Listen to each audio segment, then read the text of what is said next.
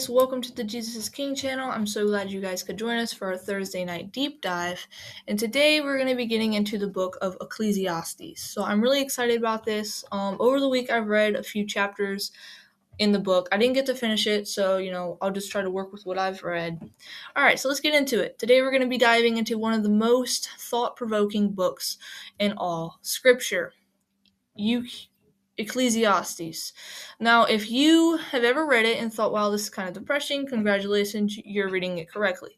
But don't click away just yet, because beneath the honesty, confusion, and famous phrase, vanity of vanities, there's a powerful message about life, purpose, and God. So, King Solomon, the son of David, was one of the wisest and wealthiest men to ever live.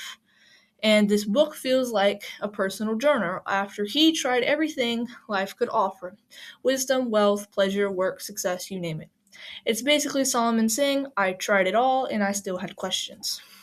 So the key word in Ecclesiastes is vanity. Now, in the New King James Version sense, this doesn't mean pride, it means something closer to breath or vapor. Solomon opens with his famous declaration, life under the sun is like a vapor. It appears, then it vanishes. In other words, you can try to grab life, but it won't sit still long enough to hold. And honestly, that's a very 3 a.m. kind of thought. So the book is all about the search for meaning. Solomon goes on a journey through everything people usually chase: wisdom, pleasure, work and achievement, wealth, and his conclusion was brutally honest. None of it by itself satisfies the soul. It's like he's saying, I checked every box people told me would make me happy, and I still feel like there's something missing. So a repeated phrase in the book is life under the sun.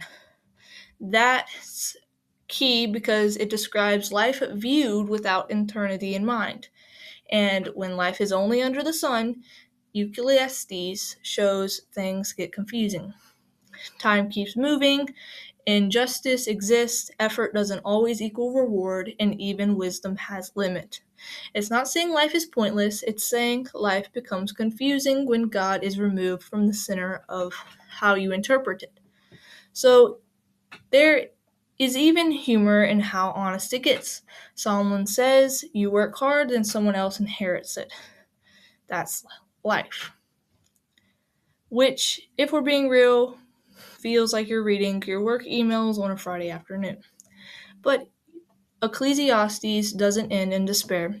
Near the conclusion, everything starts to sharpen. Solomon begins to say, even though life is uncertain, God is not.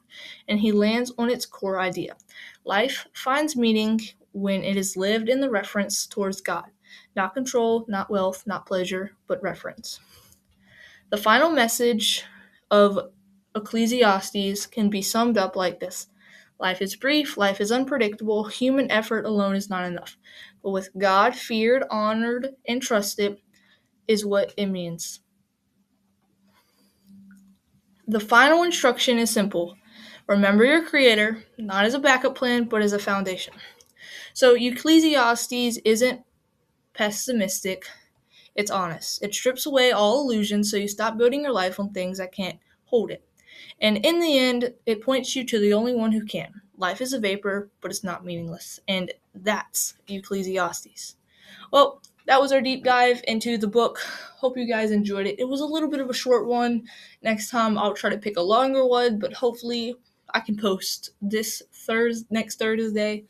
Thank you guys so much for the support on the channel, and I will see you guys next time.